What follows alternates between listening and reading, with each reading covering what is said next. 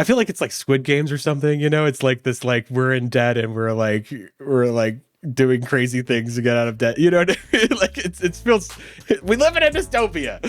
All right.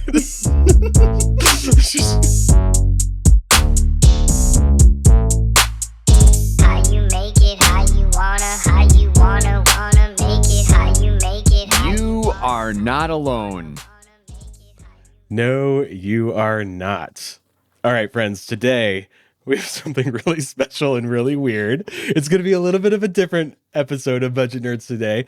We have brought on from the famous, world-class, awesome YNAB social team, Sarah and Amber. So Sarah is like the TikTok maven, and Amber is in charge of Instagram, and they are killing it, to say the least. They are so funny, so informative, just the best. And they are going to come on to the show and talk about some, I guess, Gen Z money trends, some like what the kids are saying these days. And I realize that I'm old now and I haven't been on Instagram in like 5 years, which is like a million years in social media land. So I don't know what's going on. So yeah, they're going to come on and they're going to show us, and we have promised to be grumpy about these trends. That's the idea. Me and Ernie are going to be grumpy about them, but mostly we're just going to talk about them. And Ben, I feel like idea. I don't even have to try to be grumpy. Like this is just going to be natural for me. So, all right. So let's welcome on Sarah and Amber. Hey guys. Hey, Ben. welcome, Ernie. welcome. Huge Yes, fan. thank you for having right. us. We're very excited to see what you guys have to say about some of these trends. I feel so weird. I feel like you guys are taking over the show because normally I have like all these windows open with like notes and stuff, but you guys are running the show today. You have all the plans. So the idea is you're going to show us a video that kind of encapsulates a trend in the personal finance world, either on TikTok or Instagram, or I feel like they're all the same now. It's just like the scrolly vertical video world, right? Yes. All the same at this point. It's all the same. And we're going to react to them and talk about them. So I think it'll be really fun. Perfect. Yeah. Anything you guys want to say before we jump in? Honestly, I think the less that we say, the better to get the raw reaction. Y'all, they have been really secret. Like, they won't tell us anything. They were like, should we share our notes? And we're like, no, we can't share our notes with them. So, so yeah, we are completely in the dark on what we're going to see today. I'm sure a lot of you guys know their faces if you're on the vertical video scrolly apps. You guys know them well. So yeah, I'm excited to see what we come up with here. Well, why don't Let's we go. get right into it? Amber, you want to show us video Yes. one? Video number 1. Here we go. This month, my husband and I are doing No Spend November, which means for the whole month of November, we are spending money only on essentials. So groceries, gas, replacing household items like toilet paper, paper towels if we really need it. But the rules are no eating out, no shopping, no online purchases. Yeah, that's pretty much it. Just spending money only on things we need day to day.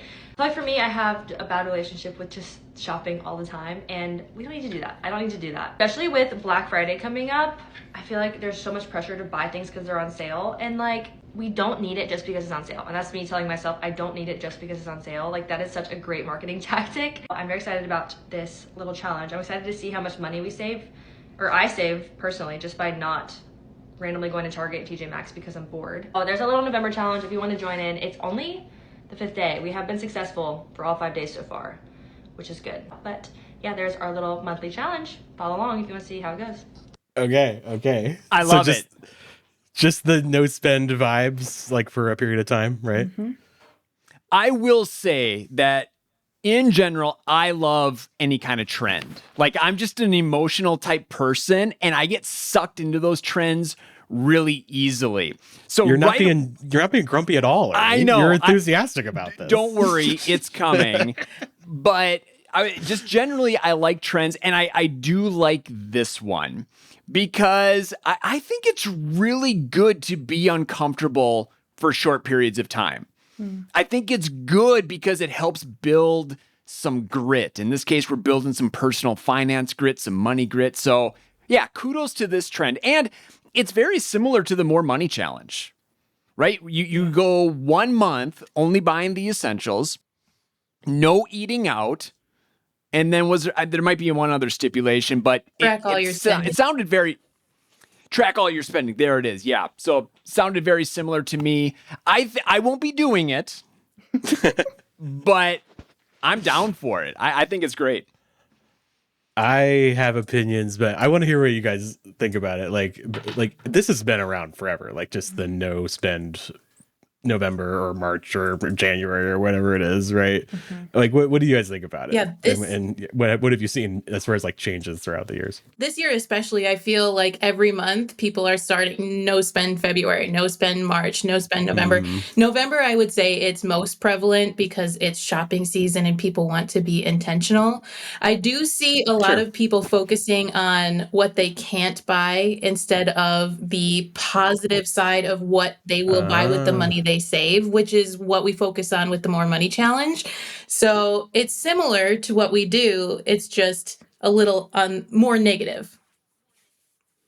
Yeah. Okay. Oh gosh, I have so many feelings. And Amber, do you have anything to say first though?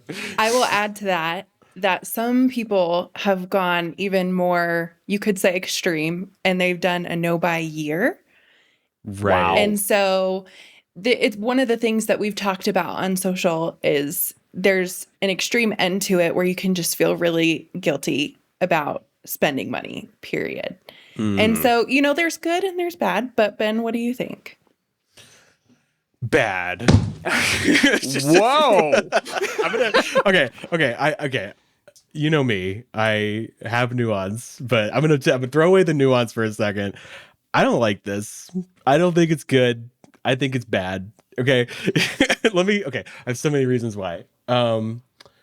Okay, where do I start first? Okay, let's just go to like it's too squishy to me, okay? Because like the needs versus wants paradigm, like I'm only spending money on needs. And it's like, what the heck does that even mean? Right. And I feel like everybody defines it different ways. So like, okay, we could take like an obvious need. Everything's on a spectrum. We take an obvious need, like you have to eat, right?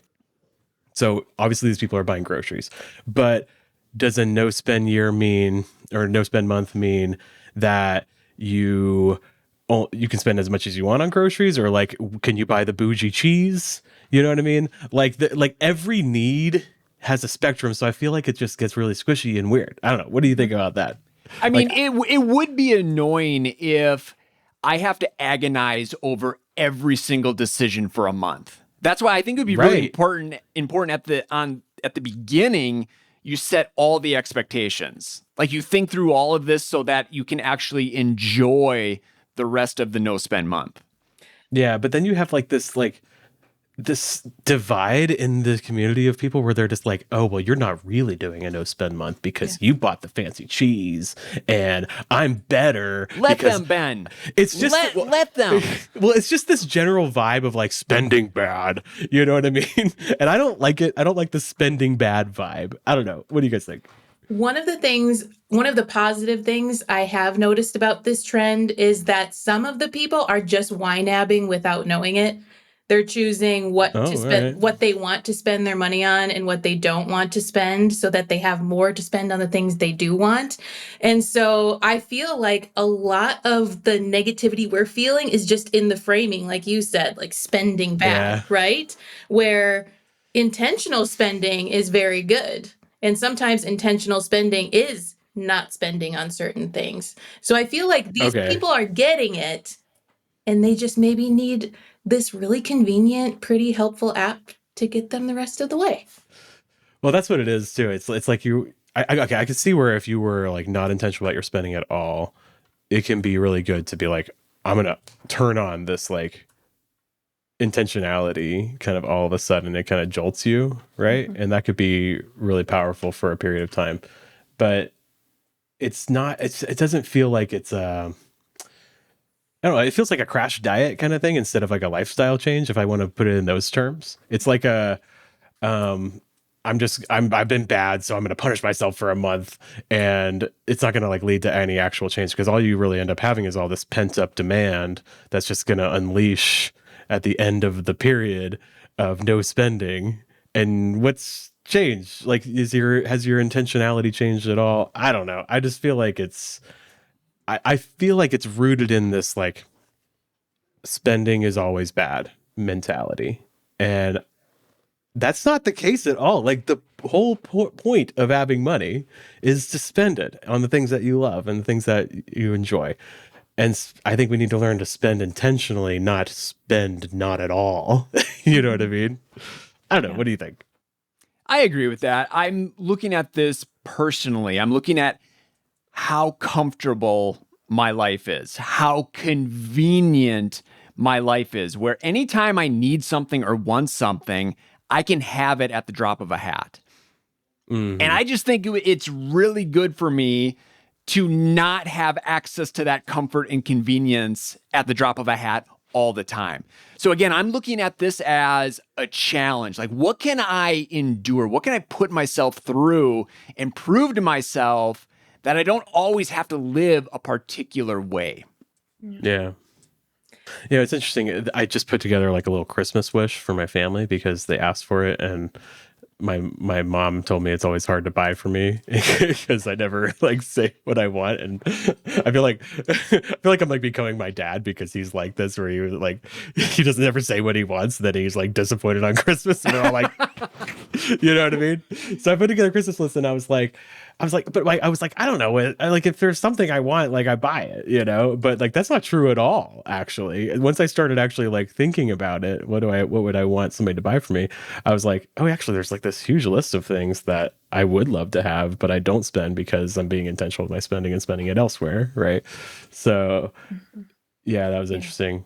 So maybe, I don't know, maybe doing a no spend month might reveal those things to you more. Might maybe shock you into saying, oh, this is what I really do like, because this is the thing I thought about all that month, right? And maybe that makes you realize I do want to spend money on that in the future. I don't know. I started all not nuanced. I'm getting nuanced now. All right, well, let's move on to video number 2. Okay. All right, let's do it. Today is day 9 of No Swipe, No Tap November, a challenge where I'm trying to see if I can go the entire month of November with only using $500 cash. No debit, no credit, no tap, just cash. Yesterday was one of the best cheap days I've had in a while. I packed a turkey and Swiss sandwich for lunch, then met up with some friends at the park. All completely free. Later, my girlfriend and I hit the Denver Art Museum. We spent $0 because it was free museum day. Then, we jumped on the free shuttle and checked out the Museum of Nature and Science. Also, totally free. It was super fun to be able to explore all of the museums and spend $0 doing so. By the end of the night, we went to Vine Street Pub to see our friend's band. Tickets? Free. The music? Fire. We grabbed a pizza and a few drinks, split the bill, and I spent $25 cash. So, I spent $25 the entire day. And now, I'm down to $394 cash. Not bad for a full day out. Be honest. Could you pull off a date day spending only cash? Or would you cave and tap that debit or credit card? Let me know in the comments, and let me know how many more days you think I can last. Thanks for watching. I'll see you tomorrow. All right, that's interesting. So no tap. So no, which was like no swipe. I was like, no tap. What do you mean? Oh yeah, I still think of it as like swiping cards, you know. But okay. So I think I'm surprising you all here. I love this one as well. We thought you would be grumpier, Ernie. I mean, it is kind of silly. Like, okay, let's go a whole month without no tap. But again, it's like we get in these patterns, these rituals. And I don't know, there are stretches of time where I feel like it's every day is Groundhog's Day, right? So the thought of having to do something different, I don't know, I really appreciate it. I like this. I liked all the like, look at all these things you can do for free, you know, if you live in a city that allows it, right?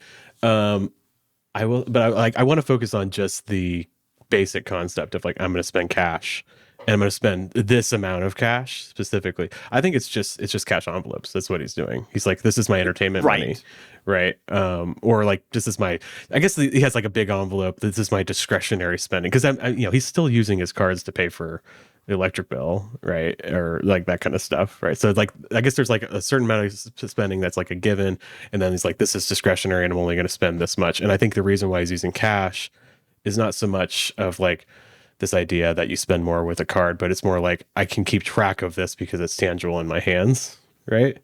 So that's cool. I think that's a interesting way to do it. I have a easier way to do it digitally with where you don't actually have to use cash, but you could have the same effect, right? I don't know what y'all think, Sarah and Amber. I thought it was neat to see someone who maybe spends on autopilot, maybe had spent more than he had wanted to in the past on things, and is having this tangible thing that he can look at every day and see that amount of cash going down. I just thought it was neat. I really did like his examples of free things you can do. And I found that when I have done challenges like this in the past, I've stretched myself and done things that I never would have before. So I think it's good that way. I do agree there are maybe more convenient ways to do it, but overall, I liked this. I think I left a comment on his video saying that I was all for it. So, well, yeah, I like his tone, his general tone of like joy here. You know what I mean? Where it's not so much like I'm like hitting myself with a whip because I'm spending bad. It's more like, I'm just doing this thing and look at all these cool things I did because of this challenge. That's cool. I like the tone for sure.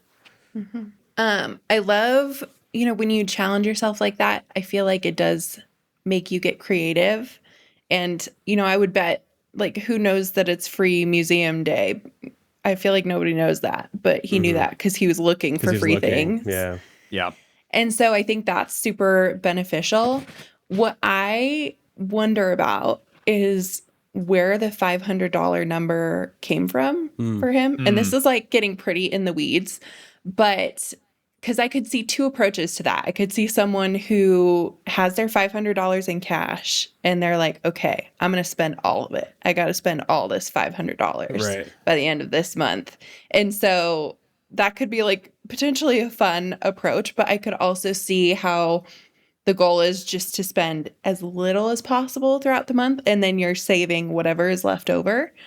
Because $25 a day is not very much. And so I wonder, could he have halved it if he wanted to really stretch himself? Maybe. I don't know. Maybe he'll try that next one. It's interesting you say that, because it is a little bit of a different approach from, I'm just going to spend as little as possible and I'm going to like second guess every single purchase, as opposed to, I'm going to set aside this amount. And it almost feels like it's more like abundance. It's like, I can spend all this, even though it's not a lot, right? Yeah, I like that he didn't have any requirements on what he can or cannot spend that money on. Like, he used it to go out to the pub. And a lot of the people with their no spend challenges will say, I can't go out to eat this month or something. But he is saying, I have this set amount of money and I can do what I want with it. I'm just going to be intentional when I do. Yeah, and the way he's being intentional is by using cash and only keeping that cash and not adding to it or taking away from it. The other thing I'm thinking about with this trend and the one we just looked at is, how would this work for a family? Because I've been thinking it through the eyes of like my personal spending money. And I think it would be a lot more challenging to involve more people. I mean, I remember it was probably a number of years ago now, we did try the More Money Challenge. And with the no eating out, I was not eating out, but my family was still continuing to do that every Friday night. So they're having this great meal in the kitchen while I'm eating like a cold turkey sandwich. And I'm like, this just like, nah, this isn't working. We all have to do this together, or it's just not going to be any fun. Right, because you got like grumpy teenagers who don't want to follow you in these things too. Right, they don't want to do anything that's outside their normal routine. Yeah. Maybe this trend would actually work for them, where you give them a pile of cash at the beginning of the month and say, this is your dining out fund for the month. And then they can spend it whenever they want on whatever they want. Would they spend it all on the first day, Ernie? No, they're pretty good at pacing themselves, especially my youngest. Like he uses YNAB. Okay. So he can kind of see, and it's interesting. I see him kind of get to this certain threshold in his checking account, and he kind of just slows down his spending. He does it pretty naturally. I was just thinking about the snacks that you talk about with remember the endless stream of goldfish? Oh my goodness. Yeah. Yeah. Yeah. You'd buy it, bring it home from Costco, and it's gone like 4 hours later. What are you going to do? Well, this brings up something interesting about Sarah and Amber, your jobs. Like, I feel like, we're like adjacent. Like we talk about what we do our money, but I feel like you guys, because you're in the vertical video trend, like challenge world, like you guys do these challenges all the time and talk about it. So like, what's that like? Like living, like it like your regular job affects your like day-to-day life a little more than me and Ernie does, right? Yeah, actually, last month I did a challenge to see how little I could spend on groceries, and it worked out for us. We ended up saving about $830 on groceries. Whoa, holy and so smokes. Wow. I was pretty thankful that I had done the challenge.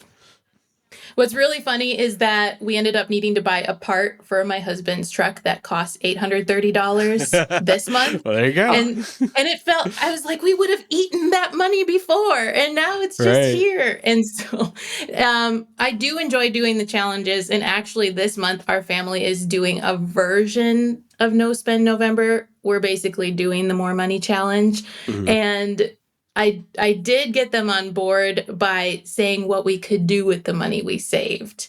So I think that is something, if you're trying to get a family on board. Interesting. That is one way to do it. Another way is to make a nice little chart that the kids can color in every day. You follow the challenge or whatever. Also, no spend to us looks a lot different. It's just, let's set amounts in all of our categories and not intentionally overspend them, so it's different. But yeah, I enjoy doing a challenge every once in a while just for the fun of it, to test it out.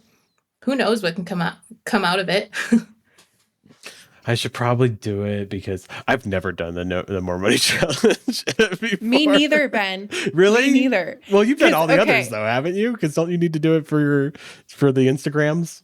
I don't know. No. I really honestly haven't. So Sarah's on TikTok mostly, so she's got that's like the trend vibes, right? But you're doing different things. I mean, I definitely see them and appreciate them from a distance, but it's really interesting. Great for you. Yes, that is great for you. You do that. But I think props to YNAB because I don't feel the need to. I love how I spend my money, and I feel like I have habits that last me far beyond a month or a year or whatever challenge length. And so, I mean, will I do one in the future? Just, for fun? Probably. Mm-hmm. But I love not doing it. And also I will say, I used to be very, very, very strict with my money. Like all throughout college, I spent on nothing. I didn't even have a coffee until after I graduated college because I didn't want the financial investment of coffee because I feel like it's a commitment. Right. And so, wow.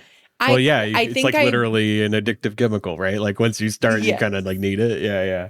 Yes. And so I think in a way, I actually kind of burned myself out on being so strict with every single dollar. And now I save and I spend and everything that I need and want is covered. And so I'm just living my best life with that and don't feel the need to do the challenges. Okay. Maybe that's why I'm grumpy about it too. It's just like, I like the way I spend now. I don't really but I will say if I could find something I really wanted to go after, so something different I wanted to spend on, I think I could maybe, go for it then. And I do that sometimes with my personal spending because I have a certain amount every month and I mostly spend it on dining out because my wife and I have a rule where if you go out to eat by yourself or with a friend, it's your personal spending. But if we go out together, it's our dates category, right? So so there have been times where I'm like, oh, I want to go after this, so I'm gonna not go out to eat by myself. So I do that. But yeah, but it's never like I'm doing a challenge. It's just like I want this thing. I guess it's like this idea of like, no, I want to say yes to this, so I'm going to say no to this. Not like I'm a bad person and spending is bad, so I'm going to not spend for a month. You know what I mean? So I think I'm more interested in like the vibe of like making trade-offs instead of like just not spending for the sake of not spending, you know? I do have to say, as someone, I think Ashley L and I combined have done the More Money Challenge like 8 times because we're Right, both yeah. over on TikTok.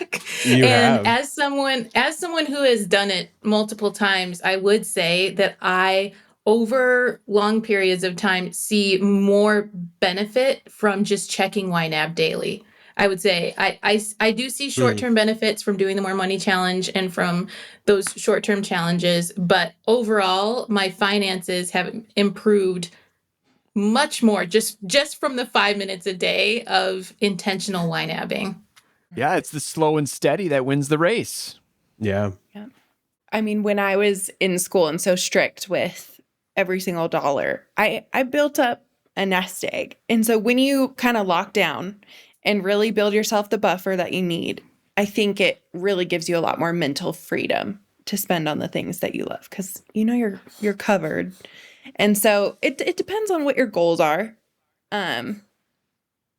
Yeah, It's nuanced. I could see that where you're just like, I feel like my default mode has been a little bit spending on things that I don't really care about. So if I do this challenge, it might kind of reset me. And I think that maybe that's really why a lot of people do this. And I think that could be really valuable, especially if you aren't using YNAB, you're not intentional with your spending, like as a baseline, right? So, okay. All right. Should we move on to the next trend? This is good. Yeah, video 3. It is day 1 of making micropayments to my credit card based on the engagements on this video. I've seen more and more people do this and I really like the idea because I get to connect with y'all while still making payments to my card. I'm down to my last 2 credit cards, so I'm going to be making payments to the one with the lowest debt. I will be doing 1 cent per engagement, meaning per like, follow, comment, share, and save. I also like the idea of asking a question every day because I get to know y'all a little better. Plus, I already ask my students a question every day, so I will be asking you whatever I asked them. Today's question was, what is your favorite ice cream flavor? And mine is cheesecake. I'll see you tomorrow with my first credit card payment. Oh my gosh. This is like so meta. You know what I mean? Like this is like, oh man, like okay. So just to be clear, she's sending 1 cent every day to her credit card based on the number of likes and engagement and comments and any kind of engagement, right? Yes. I feel like it's just like this couldn't happen until now. You know what I mean?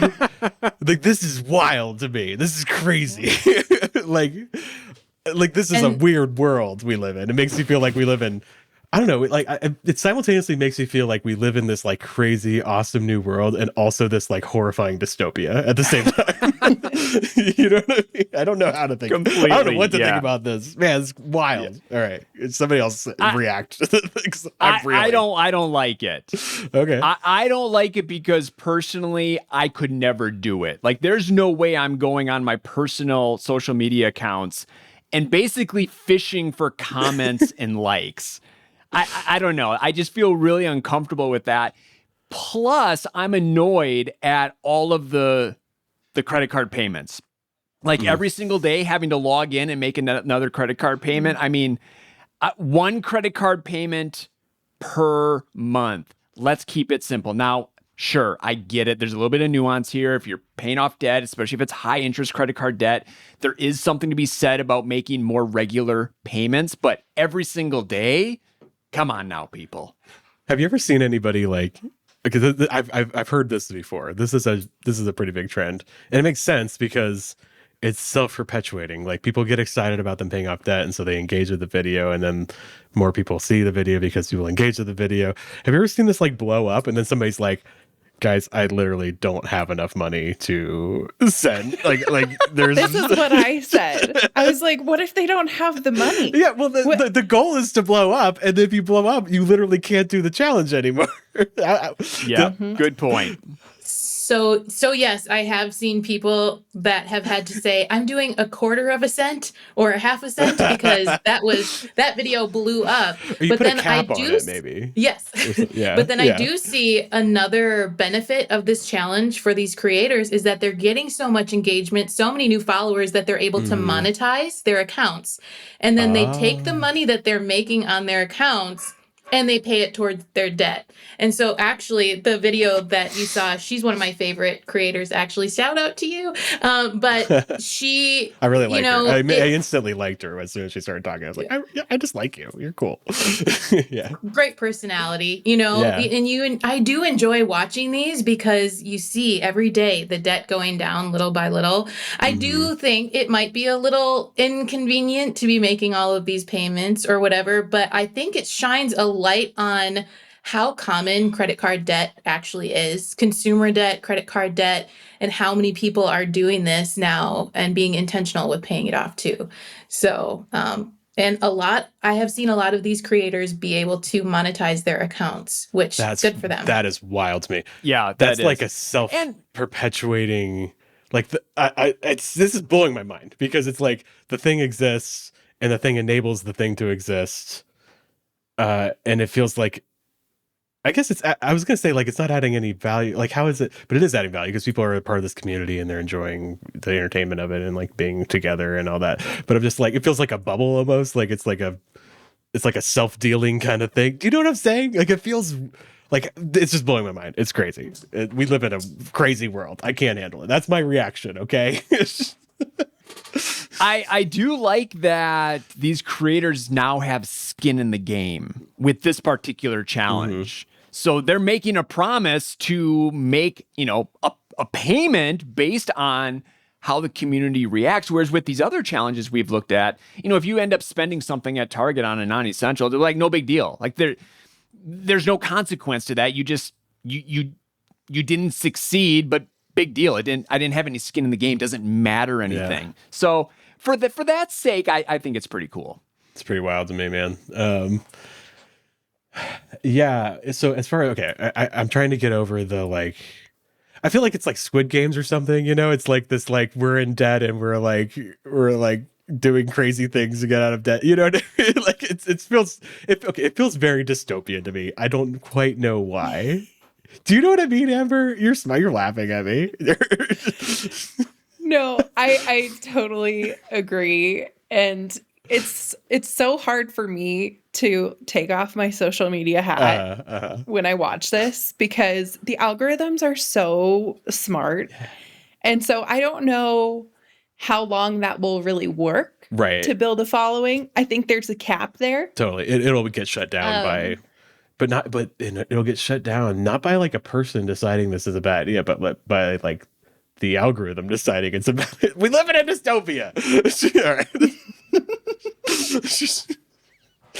I saw another trend probably 2 years ago. I saw another trend where people were saying, if everybody who sees this video were to Venmo me $1, I could XYZ, pay off my house, my car, go to Chipotle for lunch or whatever. And that lasted a good month and people were seeing amazing results from it. And then it kind of fizzled out because, it lost its spark. It can't go on forever. So you guys are kind of seeing like the writing on the wall. This trend can't last forever because it just, I don't know why. Is it because it like doesn't add value to the platform overall, or is it just like it just gets too saturated and people aren't interested in it anymore? It's just a new thing right now. People are interested in it. It's exciting to see, and once it loses that novelty, then we'll move on to the next one. Right. And so, but these creators, I think they will adapt as well. And I've been seeing that they're starting to create other types of videos and build their platforms. So. It's just crazy to me. Yeah, I'm trying to get past what it says about society overall and get to like, what do I think of the thing itself? Okay, so what do I think of the thing itself? I think it's great. I think it's kind of fun. I feel like I'm just trying to think like practically, I feel like it'd be tricky because it's so unpredictable. You know what I mean? Like, what if you need to buy groceries, but you have to send this money to the debt. I guess you have to, if in order to do it, you kind of have to have a certain amount of money that you are going to send to the debt anyway, right? Yeah. I agree with you, Ben. Like, I don't know that I would ever do it. Right. Because I need more control than that. Right. Right. Yeah, that's what it is too. It's like you're like handing over control of your life to the crowd. You know what I mean? And it's just like, it feels weird to me. Like it feels kind of icky. I don't know. I do love the community aspect of it because it's kind of like this big group of people is cheering you on as you're paying off your debt and following your journey. And I love that. I love that too. So yeah, it's like this way of creating a community and like creating a way for them to literally participate in your debt payoff journey beyond just encouraging words. Because like you can send encouraging words, but that also you're literally making a cent go to the the debt pay down, right? By sending the encouraging words. So it's kind of it's a very meta way of thinking about it. I remember my sister, she was a big part of the debt-free community Instagram. And this was like way long time ago. Like this was like, I don't know, a million years in Instagram years. This was before reels were a thing, right? It was like debt-free community. It was when like hashtags were a thing, right? Like who cares about hashtags anymore, right? This is like when I was doing social media for YNAB. Okay. Like that's how old we're talking. Like it was like 2017 or something. And it was huge for her because she got quite a following. I think it was Debt Free Party on Instagram. I don't know if it's still there anymore. She doesn't do it anymore, but she was like really going after paying off debt. And it was hugely helpful for her because it was just really motivating to have this community around you. So I do love the community aspect of like everybody encouraging everybody. And I bet those comments are really positive and wonderful, right? So that's pretty fun. Yeah, definitely. And I, as YNAB, have interacted with some of those videos too. Yeah. Just my favorite flavor of ice cream is this. And, you know, because it's exciting to help or be part of someone paying off their debt. I don't know. Yeah. I'm here for it. It's a community building thing, which I think is it's the best. That's the best thing social media can do. But the other stuff, the weirdness of it, I just can't get over it. Does it feel like an episode of Black Mirror too, Ben? Yes, like that's financial exactly it. Black Mirror. Yes, it's just like, I can't quite put my finger on it. It just feels like wrong somehow. And also like self-perpetuating in this weird way. Like it wouldn't be happening unless it was happening, but it's happening because it's happening. And I don't know. It's weird. All right. Let's take a look at video number 4. all right. Ben's gonna have an existential crisis. Yeah, well, I thought Ernie was going to be the grumpy one. I'm like grumpy as it gets. All right. I started to turn a little bit on that one. I created something called the potato budget, and I got the idea from another money coach named Tiffany Alice. I will put her info in the caption or comments. But she created something called the noodle budget, and I'm not a big noodle person, but I do love potatoes, and they're just as cheap and sustainable. So let me explain what a potato budget is. It's essentially determining what are your bare minimum expenses every month, and then you have your extras that are not necessities, but you still like to spend your money on that stuff. Once you figure this out, you can determine, do I have an income problem, meaning I'm not making enough to cover my basic expenses? Or do I have a spending problem where I do make enough, but I'm spending too much on extras? That didn't go the direction I thought it would go. Me neither. I was thinking I thought it was going to be all about like groceries and building meal plans around potatoes or noodles. I thought she was going to be like, well, for the month of November, I'm only eating potatoes. Yeah, and I was like, okay. Well, no, you can do that. So in grad school, I wrote a paper about it was about the history of potatoes. Very niche, particular topic, but potatoes are amazing. Did you know that? Like, if you eat like potatoes and milk, you have like all the vitamins you need or something. And I do love potatoes. I believe you, man. Yeah, potatoes are amazing. So I was thinking it was gonna be like, my potato budget. I'm only eating potatoes for the month of November, and I'm gonna save $1 bajillion. But yeah, that'll be the new trend. Yeah, maybe that's something you can start, Ben. Oh my gosh, this is it. I'm going to become TikTok famous right now. I guess I can put that on YNAB. This trend is just about gaining some clarity, right? Tracking your spending, figuring out exactly where you're at. Do you have an income problem or do you have an expense problem?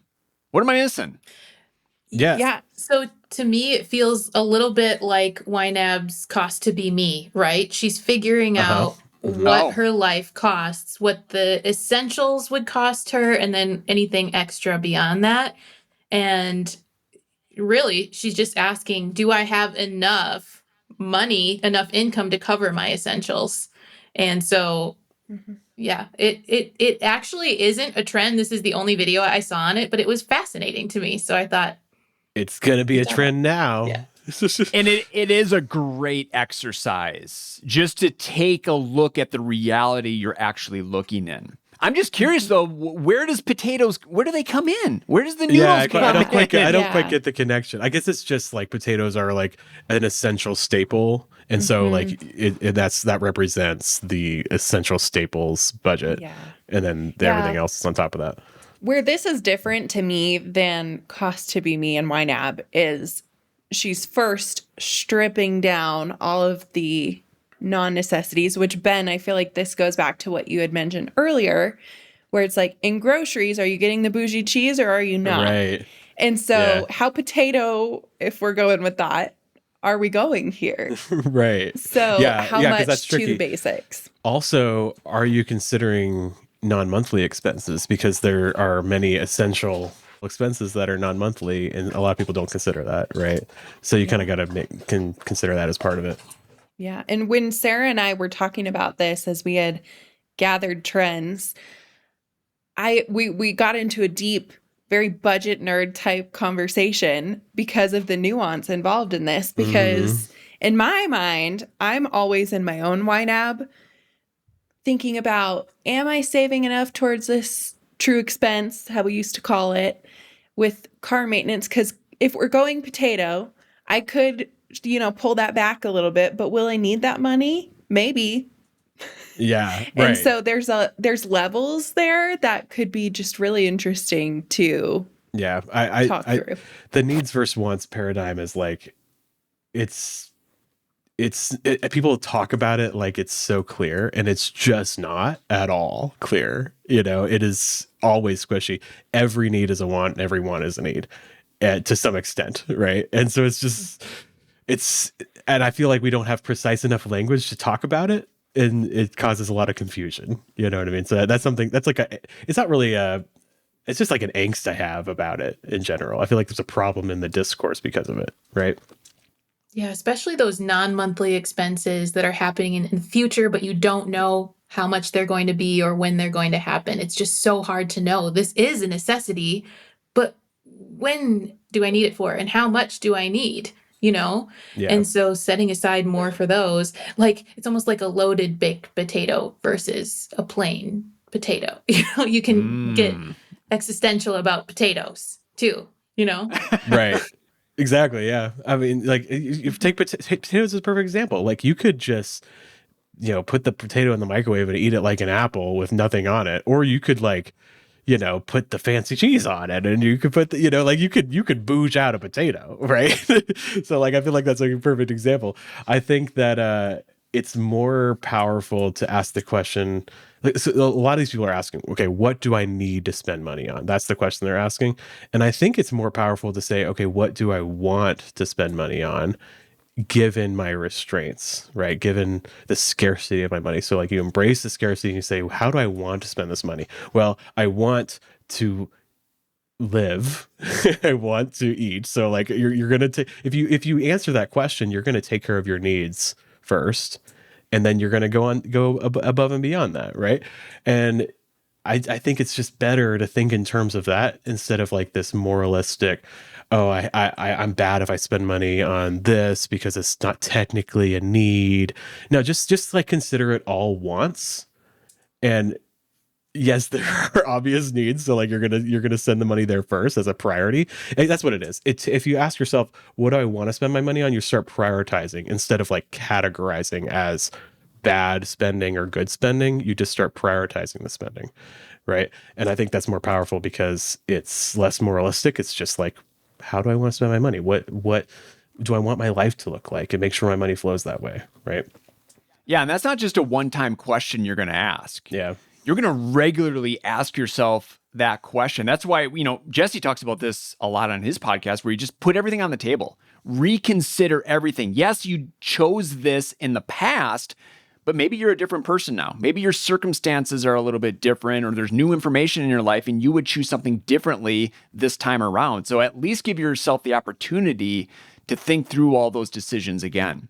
Now, I do think that everyone should do this, though, where they should make a potato budget for the sake of, if I had an income loss situation, if I lost my job, like, what do I, like, actually figure out what's the point where I need to spend this much on groceries or whatever it is. So you kind of have an idea of how much you might need to save for a job loss or things like that. So in terms of needing to go onto a bare bones plan, because of some outside circumstances, I think it can be really powerful.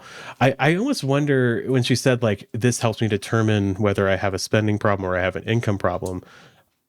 Yeah, I think that's actually really legitimate too, because if you do that bare bones plan and you figure out just like the bare minimum I need to live on, and you see my income doesn't even meet that, immediately you have an income problem, right?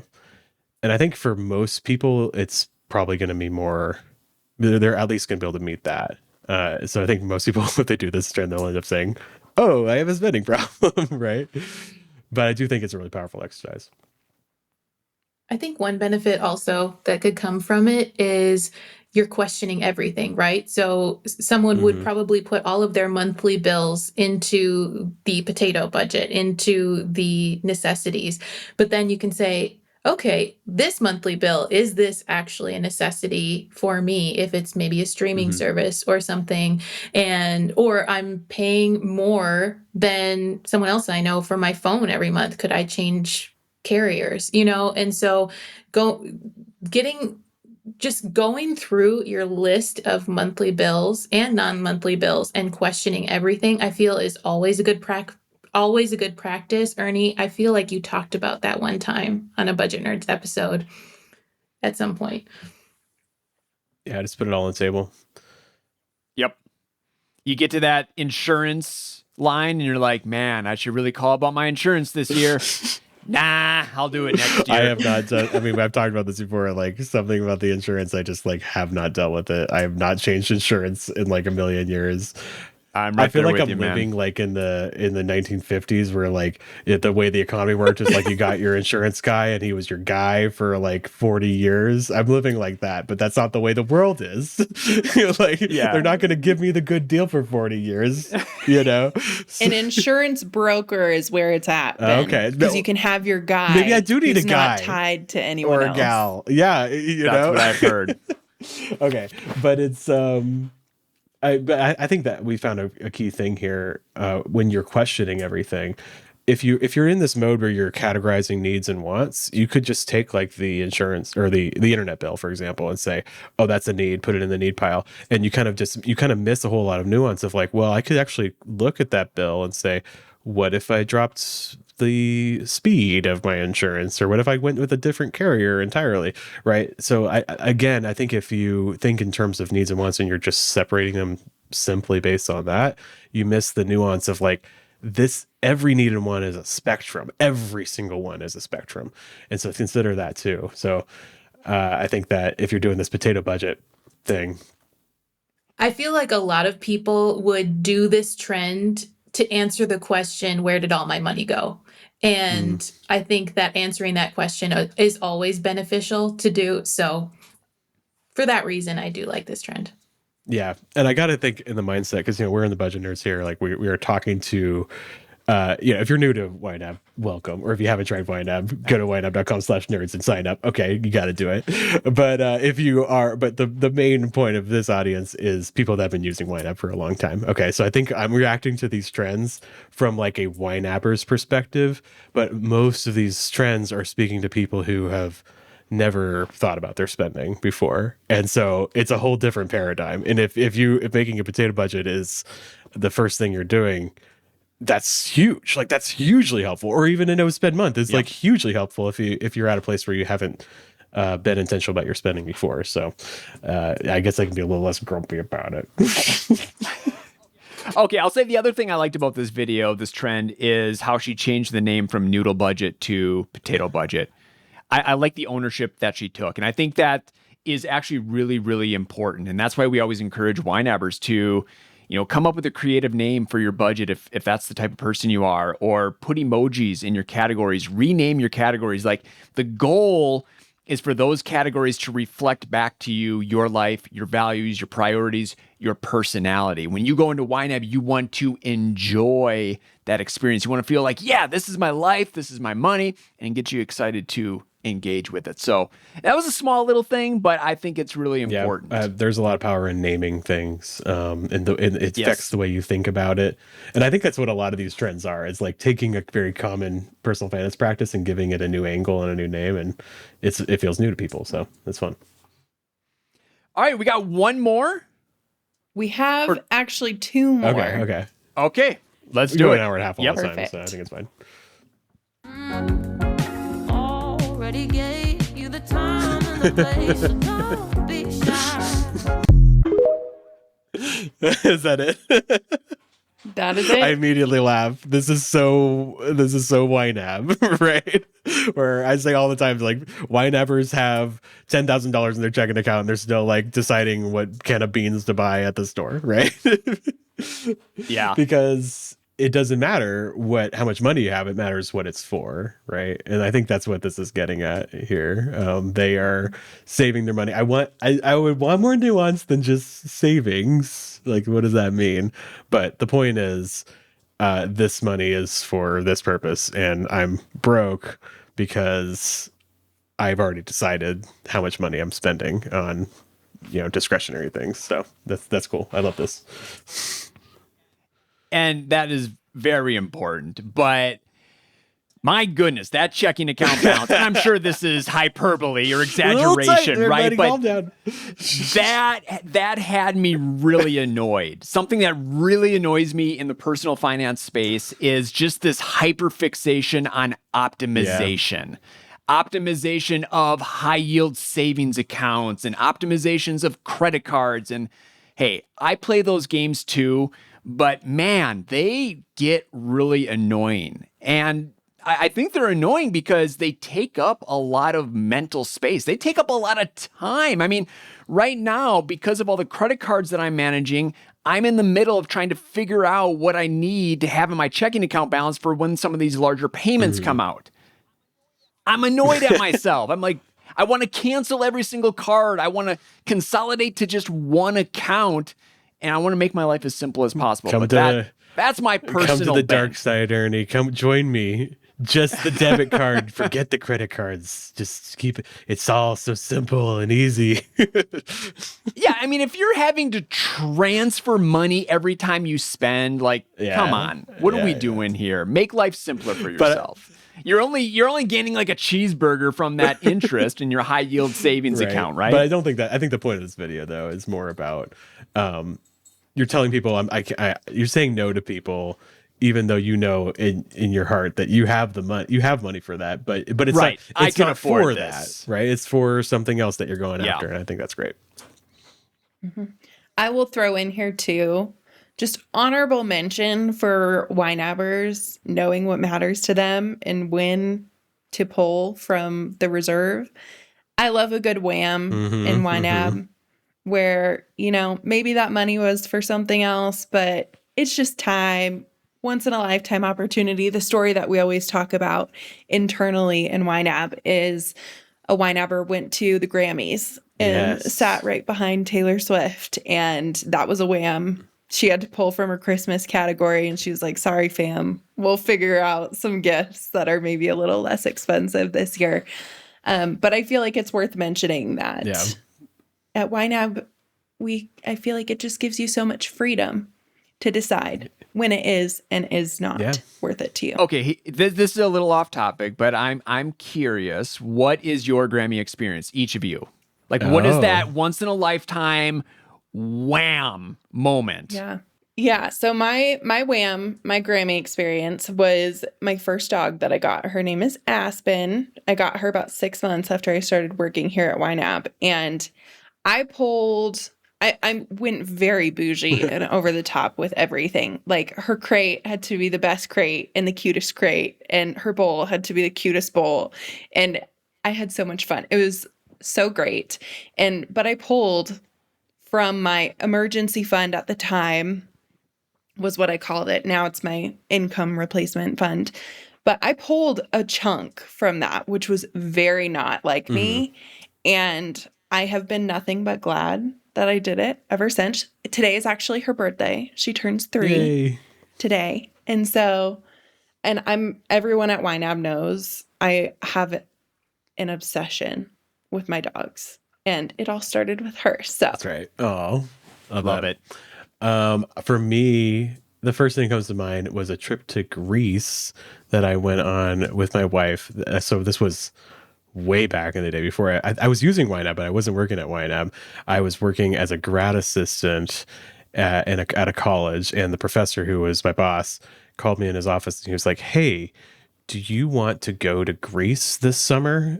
And I was like, yes, because there was a study abroad trip and he wanted me to come and like help him teach it. And it was like everything was paid for me and I wanted Caitlin to go with me. And so we had to come up with the money just for the flight and like some basic, money for food and stuff.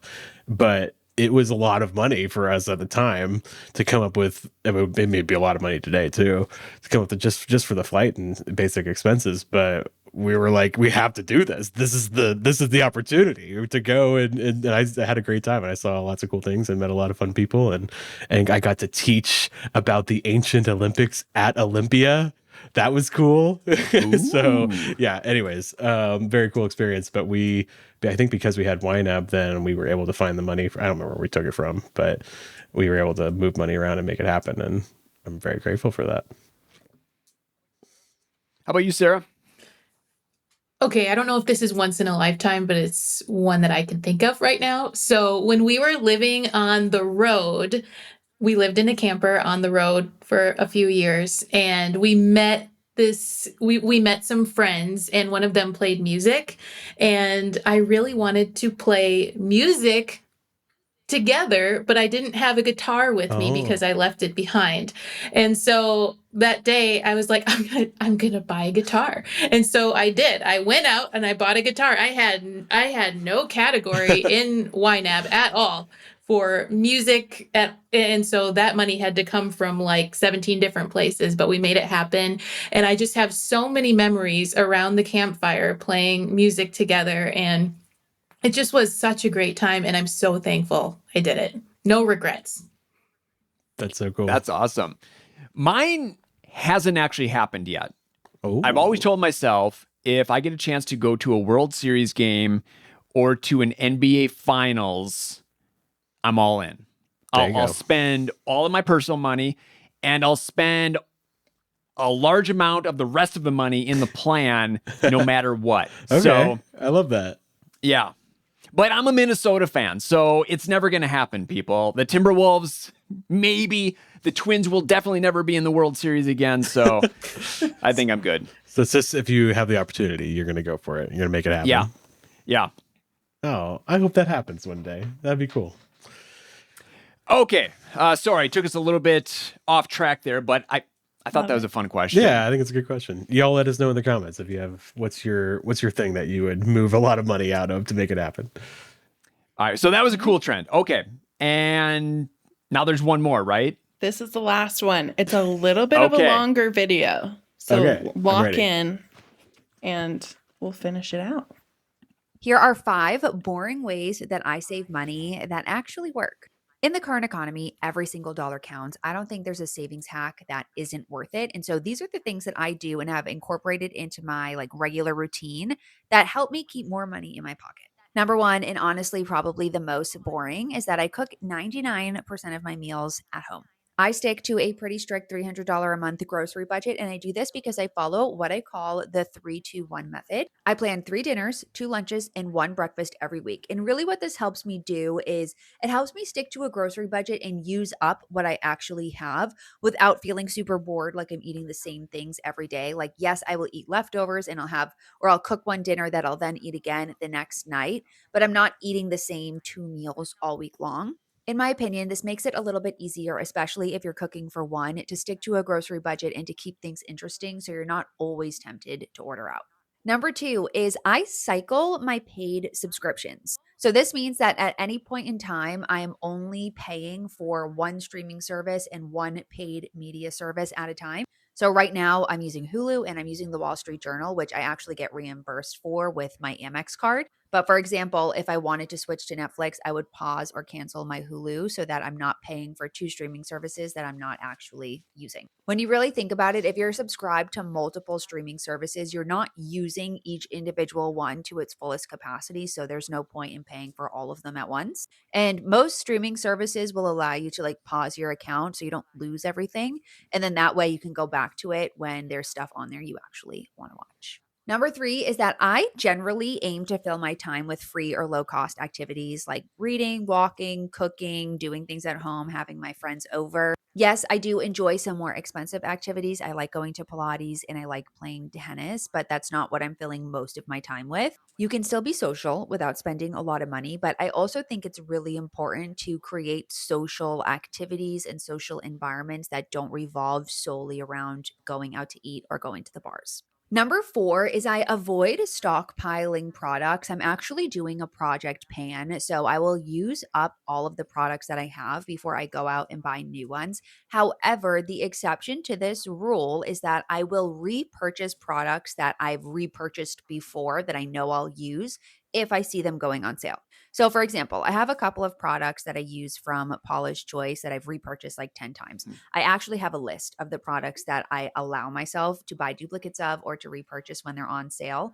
And if I see that Paula's Choice is having a sale, I will go and buy 2 or 3 of them so I can get them at a lower price because I know I will use them. And number 5 is I use my credit card rewards to the absolute maximum fullest as possible. I've made sure my wallet is optimized and I'm using specific cards for specific things. So for example, I have a Bilt card and I get 3x points on dining. And so I'm always using that Bilt card when I go out to eat.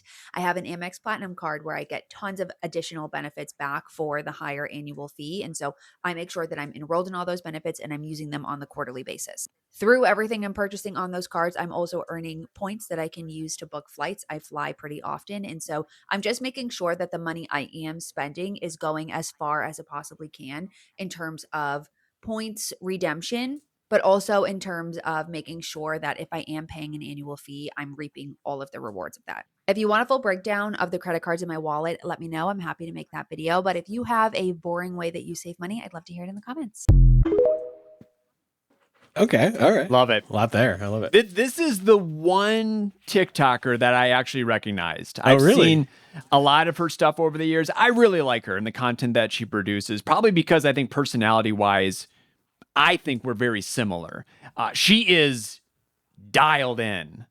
I feel like really disciplined, which I always appreciate.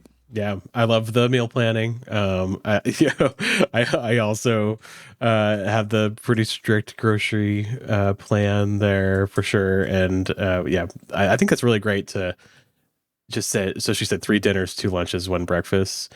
And I think that's one thing a lot of people think, if they look at meal planning, they feel like it's so overwhelming because they're like, oh my gosh, I have to plan 3 meals a day. And it's not like that. You have leftovers, you can plan to have leftovers. And so you only need to plan a certain number every month, every week. And it's not as intense as you really think it is. So I think that's really good to kind of just make it more approachable. I liked that a lot. And the streaming service cycle, that was cool. Yeah, I really like that idea. I do think it's a little different when you have kids. I'll always need Netflix and completely. Disney because I got 4 kids and they're all watching different things, right? So so like there's a baseline of subscriptions I think I'm just always going to have, but I've started doing this. Before I had my subscription, I had like a monthly subscription category, and it was like dialed in to where it was exactly the same amount, and now I just do a fill up to category or target on that category, and I have it a little higher, so now I can kind of mix and match some streaming services, like maybe like the more adult ones that like don't have like a kids programming, that are just like gonna kind of always be humming, right?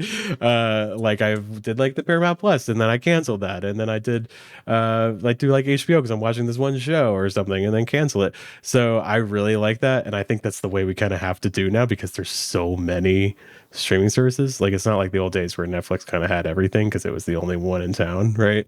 It used to be like, oh, you have Netflix and Hulu and you're good. Now it's like there's like 100, so you kind of have to stay on top of it. I just did Kindle Unlimited this morning because my kids are like absolutely voracious readers, and we were just going to the library. Like we can't go to the library enough. they read it too fast, and a lot of them are like graphic novels and stuff. So like they're done in like a day. So I was like, you know what? Let's just get this, and it wasn't a big deal in my plan. I didn't have to like move money around because I have this more like loose monthly subscriptions category where I can the spending can kind of ebb and flow. And that helps a lot. So I really liked that tip. That was good.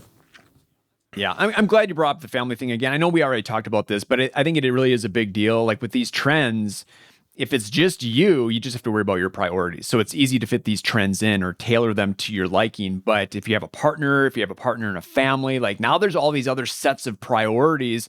How do these trends work into those other circles of priorities? Sure. Makes it a little bit more difficult, I think. Yeah, more complicated, I guess. But you can still do it. It's just that it might look a little different for you. Yep. Yeah. What about the others? I will add to the subscriptions before we move on. I love when sometimes you go to cancel a subscription and then they'll offer you a lower price. This happened to keep you on. Okay, Ernie, can we talk about what happened at work yesterday? Oh, absolutely. We don't have to call the company we won't say the company, but basically we were on like an individual plan, and I think like they basically were just like, hey, you're gonna have to pay more, and we're like, okay. It's for a software subscription that we use, that Ernie and I use for some stuff, and we were like, okay, like I think we need to find another service for this, because they like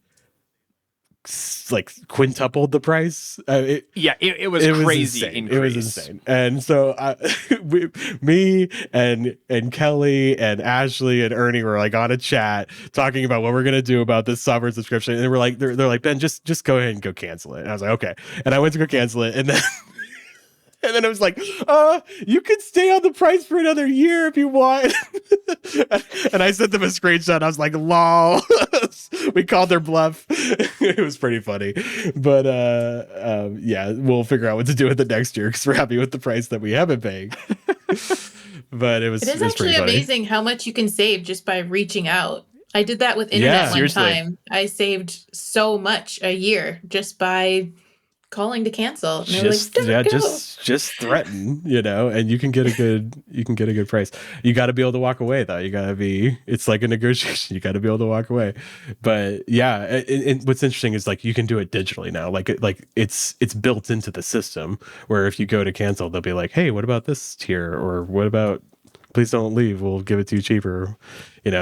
I will never pay full price for SiriusXM. Yeah. Ever in my entire life. SiriusXM, man, I feel like that's a blast from the past, Ernie. That's like a thing. That's like a. Oh, really? I feel like I'm being pretty hip and cool with SiriusXM. I don't know. How hip and cool is that? I don't know. It doesn't matter. But yeah, like it's well, this is in these companies' interests. It's a form of price discrimination, and not like the bad kind of discrimination, but like where you're paying. You're like, customers pay different amounts based on how much they value the product, right?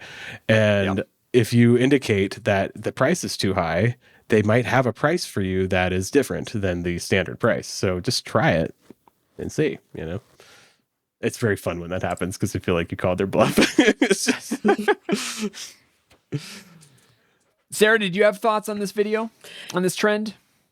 One of the things I like about this video, I don't think I've seen it before, is that you could tell this creator is really passionate about it, finds a lot of joy in it. I mean, at YNAB, we're not going to tell people how to spend their money. You don't have to be super frugal in order to be good with money. But if this is something that excites you and brings you joy, I feel like just go for it. You can clearly tell that she is having a good time saving money. It kind of is adjacent to the I'm addicted to saving money trend. You know, people love finding ways to optimize their life and use that money they would have been spending on something they care more about. So I'm all for it. Well, when she said she spends $300 a month on groceries, which is like shocking to some people, right? I think that she didn't say specifically, but like something in her language, like it's clear that she does that because she values something else, right? And so, yeah, if I try not to just save money for the sake of saving money, because that will lead to burnout, but instead save money because you want something else. That's a trade-off, and that's a different vibe entirely. So I love that. All right, is that all you got for us? Anything else? That's all we have. That was the grand huge finale. All right, well, I think the kids these days have a lot of good ideas. I am in a dystopian crisis on some of these, but that's just the world we live in. So I love it. That was a lot of fun. Thanks, Amber. Thanks, Sarah, for coming on the show, sharing those videos with us, talking through. Before we let you go, though, would you be up for doing a couple YNAB wins? Absolutely. All right. Excellent. My YNAB win comes from Classic Rock Only. This is a YouTube comment on the YNAB routines Great username, video. by the way. Love that. Made some cash back selling our car that died last year. Instead of going, hey, extra money, and blowing it like we used to, we used it to pay off the last little bit of a home repair debt. We've been snowballing and crushing debt. Watch out, car debt. It's on the chopping block next. I want out of this auto loan trap so badly. Love it. Hey, congratulations. That's huge. You're doing something different with your money, and it sounds like you enjoyed it, and it motivated you and propelled you forward. So kudos to you.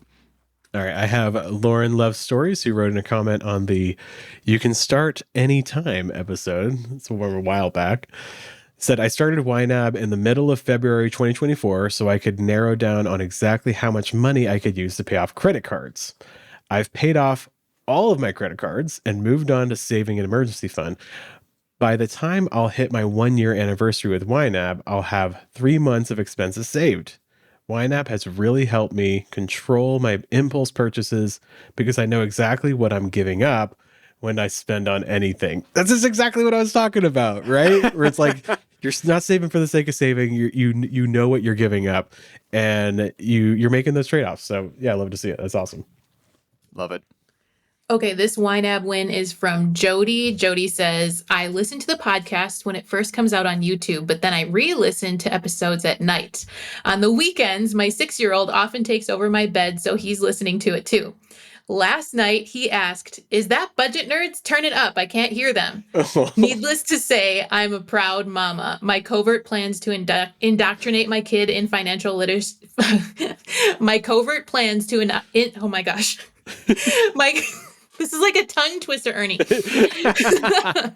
Sorry. My covert plans to indoctrinate my kid in financial literacy from a young age are working. I love that. Love it. And I'm certain this is Max. Oh, I was gonna say this is our youngest, at least that we know of, our youngest budget nerd listener, and he absolutely loves the long episode. So he's gonna love this one because he falls asleep listening to them. Just likes the sound of her voice. Hi, Max. Hi. Love it. And kudos to Jody for indoctrinating Max with financial literacy. I love it. So fun. So good. All right. And then our last YNAB win is from Kayla. She said, I went to the county fair and budgeted for admission, unlimited ride wristbands, food, and Uber. I ran into my neighbor, whom I love and respect, and she just complained about the cost of the rides and could only have her grandchild go on one ride. Lots of empathy for her, but it felt good that I had already made the decision to spend this money months ago and spent a day at the farm guilt-free. Love that. Yeah, get the So sweet. Get the unlimited rides thing. I love that. Just go for it. Mm-hmm. We And love making that guilt-free trade-off well in advance makes a big difference. Mm-hmm. All right, friends, if you have a YNAB win, don't hesitate to share it with us. You can email us, budgetnerds@ynab.com, or if you're on the YouTube channel, just leave us a comment, and we'd love to share it on show. All right, we'll see you again in 2 weeks. Thank you, Sarah. Thank you, Amber. Appreciate you coming on. Thanks for having us. Thank you. Thanks, Ben and Ernie.